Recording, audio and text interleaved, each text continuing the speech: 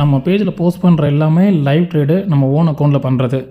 நம்ம ட்ரேட் எடுக்கிறதுக்கு முன்னாடி இன்ஸ்டாவில் நம்மளோட பேஜில் ஸ்டேட்டஸ் போட்டிருப்போம். ஒரு சின்ன ப்ராஃபிட் புக் பண்ணோட இன்றைக்கி காலையில் கூட ஒரு ஸ்டேட்டஸ் நான் அப்டேட் பண்ணியிருந்தேன். அதுக்கப்புறம் சப்ஸ்கிரிப்டாக எடுத்த ட்ரேட்ஸ் தான் இது.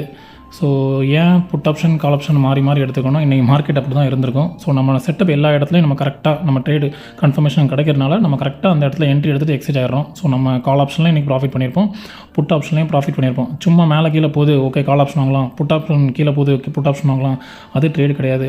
உங்களோட அனாலிசிஸ் அண்ட் உங்களோட செட்டப் உங்களுக்கு கரெக்டாக அமைஞ்சால் மட்டும்தான் நீங்கள் ட்ரேட் கான்ஃபிடென்ட்டாக எடுக்க முடியும். உங்களோட அந்த ட்ரேடை வந்து ஹோல்ட் பண்ணி நீங்கள் வந்து ப்ராஃபிட்டாக பண்ண முடியும். இல்லைன்னா மேலே போயிட்டு லாஸ் ஆகிடுச்சு, கீழே போயிட்டு லாஸ் ஆகிடுச்சு, அப்படி தான் டெய்லி நீங்கள் வந்து லாஸில் ஃபேஸ் பண்ணுவீங்க. ஸோ நீங்கள் ப்ராப்பராக லேர்ன் பண்ணிவிட்டு ப்ராப்பராக உங்கள் கையில் ஒரு ரிஸ்க் மேனேஜ்மெண்ட் ஒரு ஸ்ட்ராட்டஜி இருந்துச்சு அப்படின்னா நீங்கள் டெய்லியுமே இந்த மாதிரி நீங்கள் ப்ராஃபிட் பண்ண முடியும். நம்ம டெய்லியுமே நம்ம பண்ணிட்டு தான் இருக்கோம். சேம் ட்ரேட்ஸ் வந்து நம்ம அப்லோட் பண்ணிட்டு தான் இருக்கோம். ஓகே கேஸ், இன்றைக்கி ஒரு நல்ல ப்ராஃபிட். நாளைக்கு இன்னொரு வீடியோவில் சந்திக்கலாம். பாய்.